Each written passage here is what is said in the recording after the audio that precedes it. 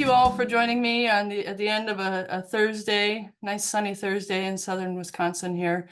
I'm Jen Seal. I'm an AAC specialist. I'm the Communication Aids and Systems Clinic Director, which is one of 4 programs here at the Weissman Center. And I'm excited to be even invited to talk to this group. I love the AT Forward project that's coming out for schools. And I'm excited to talk about this idea of bridging the gap between school teams and specialists. As I was pulling this together, I hope none of you are coming to this talk for me to tell you this is the solution and how we do it. I hope you all are coming to have some dialogue with me at the end of this talk. I'm hoping to leave some room. But I am going to share with you some of the things that we're doing here at the Weissman Center to try and see how we can leverage both aspects of school teams and specialists. I have been director here for about 2 years and 4 months prior to living here. I came from Maine. I was a professor there. Got my PhD in Buffalo, have been practicing in the field. Well, I fell in love with AAC in the year of 2006, and it's been a love story since then. Our agenda for today, I want us to talk about collaborative roles supporting AAC and other points of shared reference. So I've found that when I'm talking across groups or across settings, sometimes we're using language and we both think we mean the same thing about that language. And that's like step 1 is making sure school teams and the specialists are all meaning the same thing when we're using words. We're then going to look at outpatient specialty clinics and AAC, perks and challenges. I'll be speaking specifically for the CASC outpatient specialty clinic. I think a lot of the things we'll talk about actually generalize to other specialty clinics as well. And then I'm going to talk about what I know about AAC in schools and the perks and challenges that we've come across there. And I'm going to welcome you throwing in perks and challenges that I've missed. And then I think that what I want to wrap up with is giving you some ideas that we're trying out and piloting. We being Weissman Center in partnership with DPI and Kathy White in the AT Forward project is looking at how we have ideas aimed at improving supports across both settings. So we're not duplicating efforts, but we're kind of leveraging what both settings bring to the table. So as I said, step 1 and starting to bridge that gap that we have between the 2 settings, we have to make sure that we have established shared meaning. So I'm expecting that most of you, since you came to an AAC talk, probably know what AAC stands for, Augmentative and Alternative Communication. I understand AAC to be tools that supplement or replace mouth-speech communication primarily. People get hung up on my use of the word mouth-speech, but I push back on that and wonder why we have to call augmented speech if we don't have to call mouth-speech mouth-speech. Another soapbox I don't have time for tonight. AAC is not only high technology. We look at no and light technology options here at our specialty center, and I know that that's what's happening in schools as well. And we know for AAC, multimodal communication is preferable. People who have speech actually, or excuse me, it's preferable, and we all use multimodal communication. We're actually doing it right now. You're listening. If you're listening and watching me, you are listening and reading at the same time. If you're actually watching me do things with my hands, you're seeing me use gestures and speech at the same time. It's all multimodal communication. And so thinking about people who have speech doing that is something that I think can make AAC a bit more approachable. And the point I want to make here is that we have kids who can talk that sometimes also need AAC supports. And so it's really not speech or AAC, it's how can AAC support the student in accessing curriculum or accessing social opportunities. Still working on some shared definitions here, but my mouse doesn't want to move. Okay. So kind of looking at what I'm talking about when I'm talking about schools and things that I notice that are themes with schools that I've worked in various states. So many schools have high student, teacher, and therapist ratios. We have giant caseloads. We all know that to be true. A lot of times devices that students acquire through schools are school property, and there can be some tension, or not for all of the schools, but there can be some tension about sending that equipment home, which can be a challenge. And something that schools offer that I can't get in my clinic is naturalistic environments for communication practices, or excuse me, practice. Outpatient specialty clinics, I have to confess, as you probably already know, we have long wait lists for people to be able to get in and get the services. The wait lists are not happening in the same way in schools, to my knowledge. Outpatient specialty clinics rely on insurance, Medicare, and Medicaid, which is good on one side because we can get devices that are personal property and they can go home and to school and wherever the individual wants to take with them. The double-edged sword of that is the services that we can provide are often dictated by those third-party payers as well. And with an outpatient specialty clinic, in order to even get on our long wait list, you need a doctor referral. So these are the two spaces that we're going to be talking about in reference to AAC. And I know, just in case, I know you never know who you're talking to, and I kind of like to hit all of the pieces. So thinking about the AAC process and what I mean when I'm talking about how we can leverage both settings in the AAC process and some of the data that I'm going to share with you, I'm talking specifically about what we see here, from initial evaluations, during trials, the rental period, and then the purchase and initial implementation. I do want to say that there is a whole bunch of stuff that has to happen after initial implementation, and that is not going to be the focus of my conversation tonight. Perhaps I can get invited back to talk about that, but I can't fit all of these things in to an hour.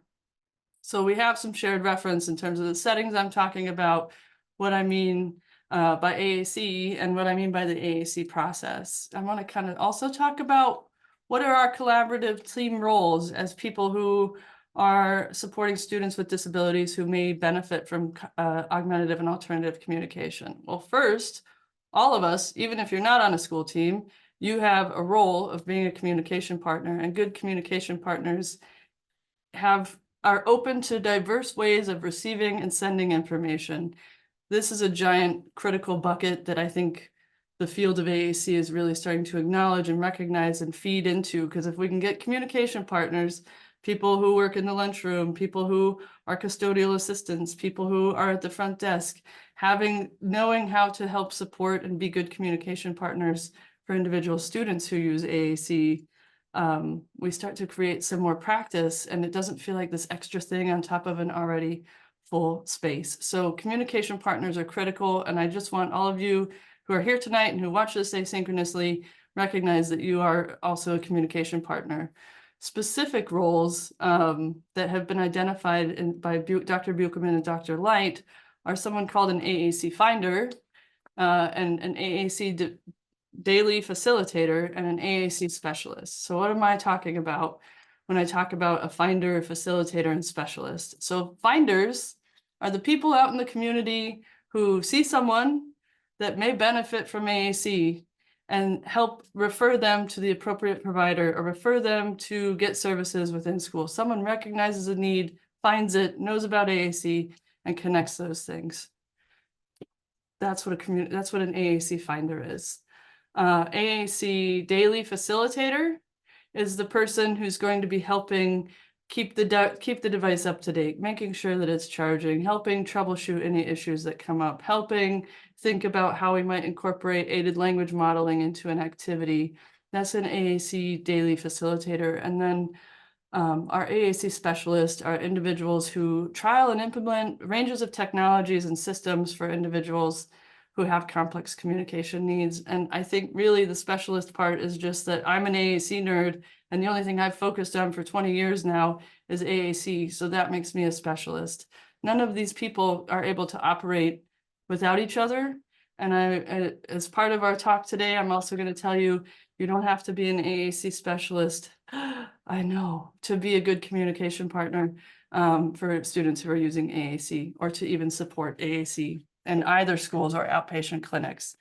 So I know I've forgotten somebody. This is the point of this slide. I know it's busy. The point of this slide is not for you all to read it. The point of this slide is to say the AAC team is huge. It takes an entire village to be able to create space for an individual to learn how to use an external way of communicating in a world that is full of mouth speakers and all kinds of models for speech, very little modeling for symbols and external communication. If I forgot you and you're here and you want to put yourself in the chat, I'm happy to add you to my slide while we're doing questions at the end here. And if we have time, I have linked an assistive technology skills inventory that I think is useful for school teams, and essentially you can go through and rate, like, I'm comfortable with this piece, but not so much this piece. And the idea of that inventory maybe will help school teams identify who falls into the AAC finder role versus the generalist SLP role versus educator roles, etc.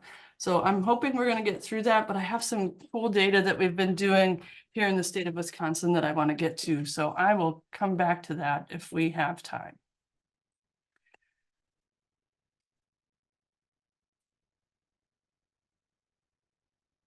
So I think a couple of things, some of the, I just about said challenges and barriers at the same time, but some of the challenges that we have is that people look at AAC as a unique form of communication. And I just want us to recognize that all meaning is co-constructed. We all work together to establish like what this symbol is meaning. And if you think about multimodal communication as co-constructing meaning in diverse ways, I think we start to break down the barrier of thinking I have to know how to use this technology all the time. Technology is only one part of the AAC equation. And I know I already said it's not required to have AAC expertise to participate in interactions that involve multimodal communication. It's late in the day, so I'll just remind us we're actually doing multimodal communication right now. Let's talk a little bit about the gaps that I am talking to you about tonight. I want to talk about the gaps by identifying strengths and also areas for improvement, also known as challenges. I am most closely affiliated with the strengths and some of the challenges that are in outpatient clinics. And thanks to one of our programs here at the Waisman Center, the partnership program, I have become more familiar with some of the perks and challenges in schools. And I would welcome you when we get to either one of these. If you're like, this is also a perk, you should put that on the slide. I think part of bridging the gap is the people that are in this talk about the ideas that we have together. So if I'm missing perks or I'm missing challenges, please just throw those in the chat. But essentially, in an outpatient clinic, we have an established process for checking insurance, acquiring durable medical equipment, personal property.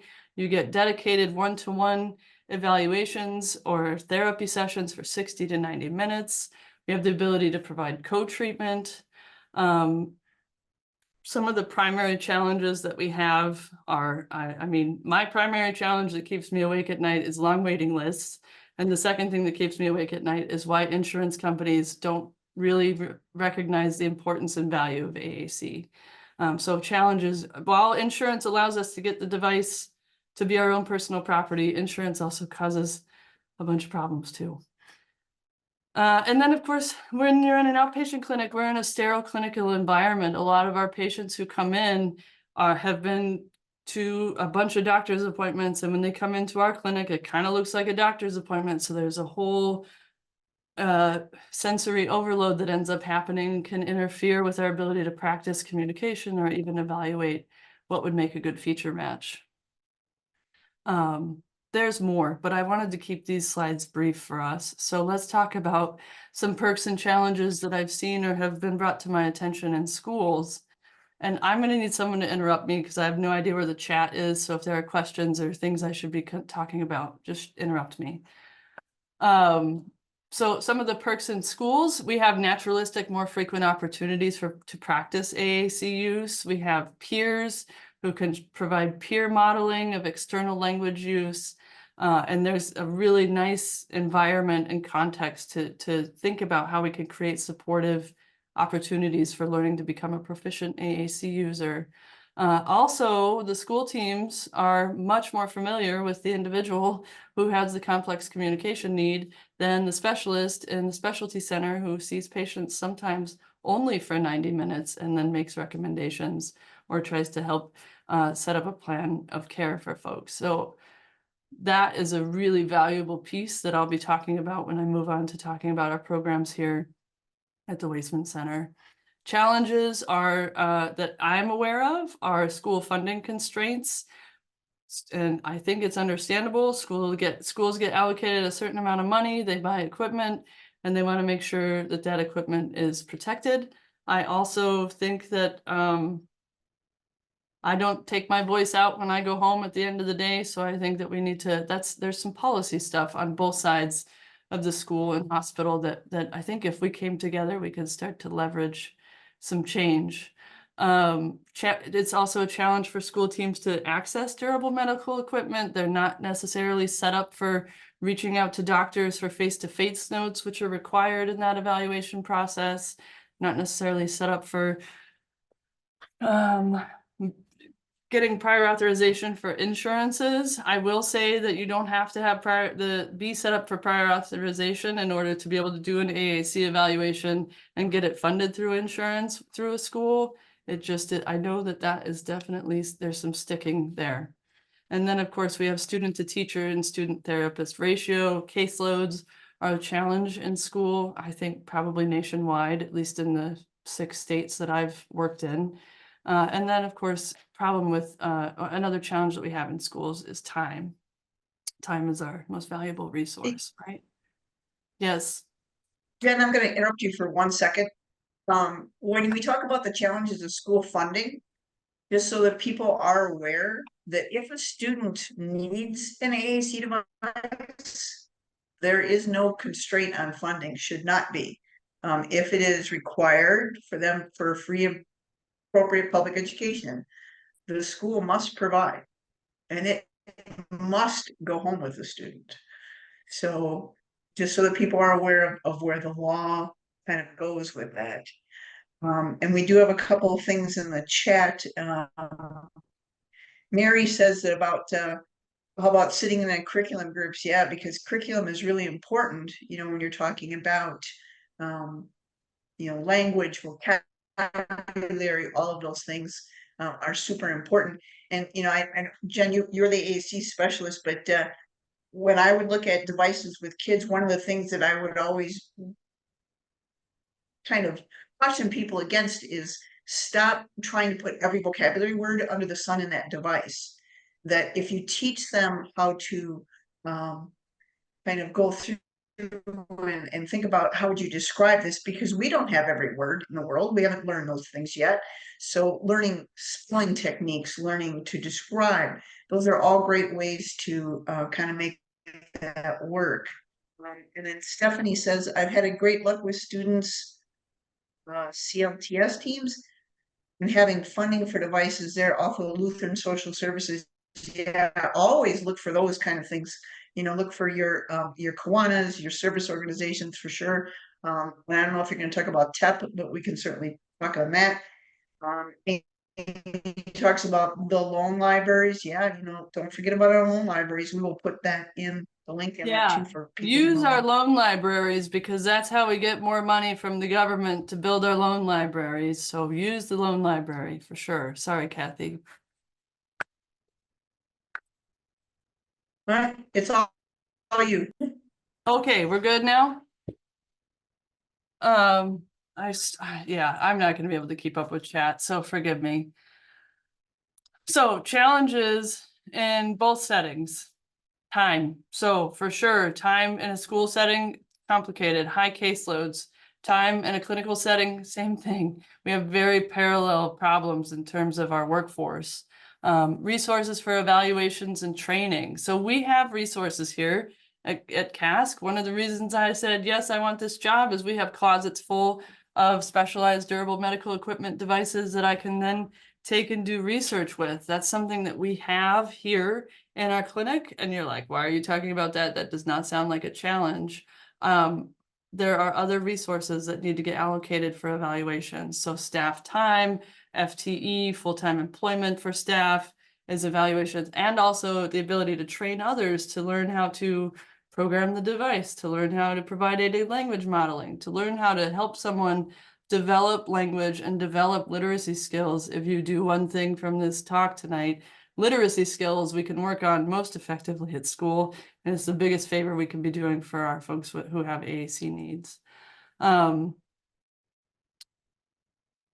Challenges across the board. You could be in a hospital, outpatient setting, school, as implementation. What do we do with this thing now that we have it? How do we just went through this like 6-month process to get this device, and it's supposed to be able to helping my student communicate, but it seems to be adding more work to my workload. And that is a challenge, I think, in both settings. for different reasons. And we can talk about those if we have time. AAC support not coordinated results in decreased success with outcomes. So if we're not coordinating between the two of us, if we have one of your students coming to a specialty center and I haven't asked you, like, what do you know about this student? And what are you doing with this student? What skills do they have? And I start to make my feature match based on the 60-minute evaluation, 90-minute evaluation that I have with the kid, and I send them with touch chat, and you have been working on them with TD Snap, we are not going to have successful AAC outcomes for the student, because we're essentially asking them to have two different, some students can handle that, but a lot of students, when we're looking at language development, we're asking them to learn two different language systems when we do that. So without us collaborating, we have decreased success for our students.